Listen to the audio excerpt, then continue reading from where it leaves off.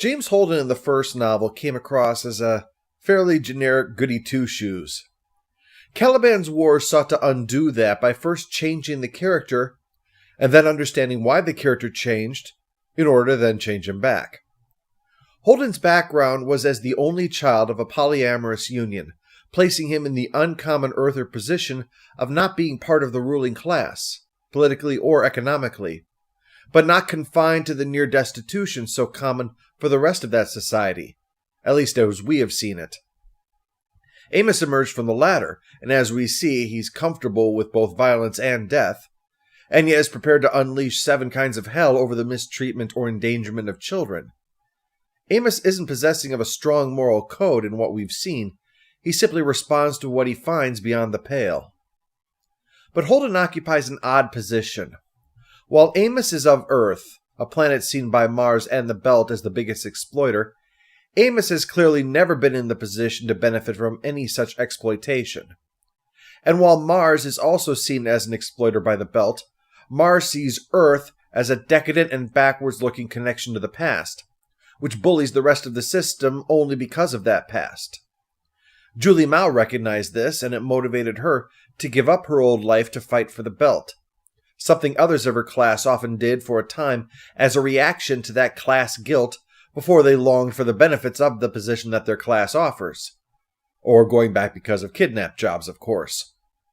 But Holden is neither Julie nor Amos, and thus this sense of being both on the receiving end of this exploitation, through the economic pressure of the UN on his family, and benefiting from that exploitation, because his family was better off than most despite this, gives Holden a strong sense of moral indignation.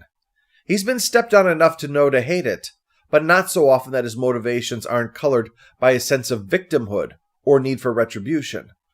Thus, Holden possesses a sense of moral self-righteousness that is good-intentioned, but frequently is hindered by his own zeal. His desire to do the right thing is enough for him, even if what he's doing is clearly going to lead to the wrong. This is why Naomi decides to leave him finally. His desire to be his own version of Detective Miller, forged from the misguided belief that the frontier justice demanded this of him, has led him to taking those characteristics and pushing them into a different direction. There are no longer problems that need to be resolved. There are the guilty who seek to evade punishment, and they must be removed. Like the stains on Holden's soul, he wants to viciously scrub away. He confronts Fred Johnson over the proto-molecule project on Ganymede, and when Fred chuckles at him in amusement when Holden literally trips himself up, Holden lays into him, insisting it could be no one else. Fred puts Holden in his place, essentially saying, "I don't owe you anything, other than what our contract says, because I'm your boss. You don't have the right to come in here and demand answers of me, any more than you can demand answers of the universe. Just because you don't know about something doesn't mean that it doesn't exist. And by the way, you're so fired it's unbelievable." He then elects to tell Holden that whatever's going on, it has nothing to do with the OPA, presumably so Holden doesn't stir up trouble, assuming that it really was them. This is actually a relief for Holden, though, getting fired, I mean. Once it's sunken in for him, he realizes that being independent is what he really wanted, and the timing is perfect. Praxis asked his ex-wife for some money to help find May, but it's nowhere near enough to hire professional investigators. So instead, Holden says the Rossi crew will find her, and to raise the money, records a video to get everyone's attention, making May the public face of the disaster on Ganymede. Money rolls in from well-wishers, and even a clue that Strickland used to work at a university under the name of Carlos Marion, drummed out of academia because he couldn't handle the politics of university professorship, and because of his tendency to operate in morally gray areas. It was a case, though, of, "You can't fire me, I quit," and ranting about meaningless ethics in a way that reminded Holden of the things that Dresden said before Miller shot him. But Praxis' plea is drawing the wrong kind of attention from the cabal, as Avasarala notes. Praxis' ex-wife releases her own video, saying that Prax used to beat her, and after leaving she learned that he was molesting their daughter. Avasarala recognizes this as an official smear campaign. The UN does this kind of thing all the time. She even shows Bobby one of the many UN puppet experts out there refuting claims regarding the proto-molecule. The games of the ruling class regularly involve manipulating the masses. Jules Pierre Mao is one of those ruling classes, as noted by the ridiculous opulence of his ship, as even Avasarala notes its decadence. And he has his own means of manipulating the system. At the highest levels of power, everything is first class, everything is the best, and the laws of society are replaced by the rules of the game. Avasarala engages in a great deal of political activity to try to gauge the responses. But when that doesn't seem to make any real progress, she decides to pull the trigger on taking over the ship. Of course, this requires a careful play, so she attempts to contact Holden, knowing that Mao and the Cabal would never permit her to do that. When the crew refuses to allow her access to the communications or divert course per the law, Avasarala is now free to take the vessel by force. Bobby is that force. Of course, for Bobby, this is a complicated situation. On the one hand, this is a combat situation where there is no combat threat, at least to her. No gun on this ship is capable of puncturing the hull in order to avoid killing them all when it decompresses, and her suit is as tough as that hull is. But it's also the first time that she's put on her combat armor and gone into a combat situation since her fight with the monster. And even knowing it's safe doesn't make it easier when you're recovering from PTSD. Still, she manages to seize control, and in doing so, discovers the Razorback, the racing ship that belonged to Julie Mao.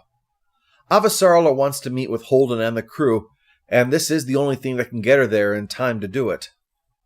During this, despite the emotional devastation of being called a wife-beater and being told he violated the very daughter he sacrificed his being to try to save, Prax has tried to move on with what matters. Amos asks, purely to make sure they're out in front of this, he implies, if there's any kernel of truth in the allegations. Luckily, he wasn't aware of Prax's inquiries about child prostitution in his search for May, or Amos might have been smashing his face in with a can of chicken, as however much he likes Prax, he would have killed him if the allegations were true. But no, so Prax is free to do some research and determines the most likely place to find the main lab for this experiment, and May. It can't be Ganymede, because the lab they saw was too small scale for this, and the monsters are too unstable for them to be from outside the Jovian system, so it has to be on a nearby moon. And a little digging shows the necessary supplies were surreptitiously diverted to Io. The Rossi's crew, all of them, as Holden has patched things up by admitting the problem he's had, and also suggesting that what they need to do is lay everything out officially, and make all major decisions a vote. The Rossi's crew is ready to head there when they receive word from Avasarala, warning that the UN has warships closing in on them, ready to destroy the Rossi. She'll be coming on board. In her mind, Avasarala is acting like a human shield, because again, she is naively convinced that her political opponents wouldn't dare to simply have her killed, underestimating how invested they are in this outcome. Avasarala takes the opportunity to salvage the situation as best she can, doing her own version of the smear campaign's tactics.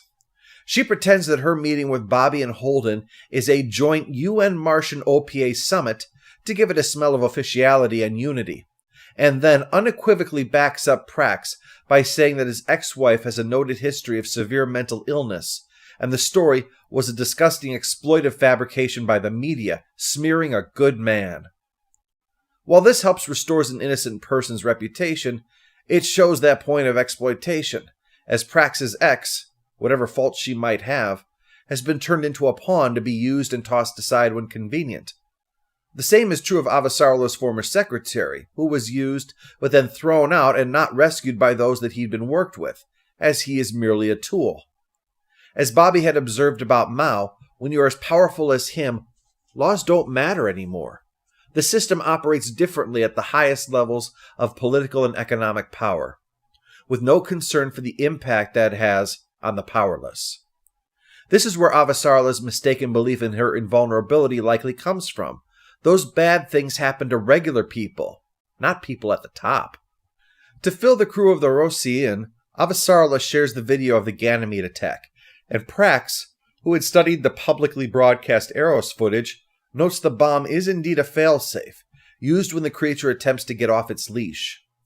and he notes that the protomolecule activity on Venus coincided with that of Ganymede. Instantaneous, by the way, another sign that it violates physics as we know it. But most importantly, with the information about Venus, that suggests what they're seeing is the protomolecule thinking aloud, that the monster nicknamed Caliban is destined to break its leash. It's the cascade again. To figure this out, imagine you're trapped in a vast wilderness with nothing but the clothes on your back. You'd have nothing to help you, right? But you find a rock, break it against another rock, and now you've got a knife. You get a larger rock, break that, use the knife to cut just the right branch, you have an axe. Use the axe. You have all the wood you need for fire. Use the fire and pile up enough clay, you can begin extracting simple metals that you find dotting the landscape. Forge a metal-pointed axe, and you can extract more metals from rocks. Soon you're able to have the right heat to turn sand into glass. Fine knives to shape the glass to help you make tools so precise. Live long enough, you can start harnessing and exploiting electricity to make even finer tools, and so on. In the end, you can make whatever you need to escape the wilderness and go back to doing whatever it was you were doing in the first place. That, in essence, is what the protomolecule is doing within the Caliban structure, getting a foothold, and with that foothold, having the means to expand its options, which in turn gives it the means to expand its options further, and so on, and so on, and so on, until finally it can completely break free of any possible constraint. And once it has done that, it has no reason not to fulfill its primary purpose, to hijack life to fulfill its programming. The Cabal wants to use Caliban as a weapon against Mars, but it won't conquer Mars. It will consume Mars. And given what it is doing with the limited amount of biomass from Eros compared to that of Mars, who can fathom what it would be capable of? Holden, naturally, wants to broadcast this to the system, but Avasarala says it would be as big of a screw-up as the last time he started a war. A public broadcast means that Mars will be pressured to take swift public action. But a private message allows a measured response that could avoid escalation. Holden detests the idea of playing politics, but as Amos points out, they're supposed to vote on things like this now, and the vote is a landslide against him. And Holden is upset, as is typical when someone insists on power to the people, down with rulers, we'll decide for ourselves, and then the masses have the nerve to refuse to do what you say is good for them. He slips the message to his parents as well, just so he has an ace in the hole if Avasarala's people don't hold up her end of the bargain. But they will likely never know, as the warships are bearing down, and Avasarala is just realizing that her presence isn't going to dissuade the Cabal. This is turning into a disaster. A first-class disaster.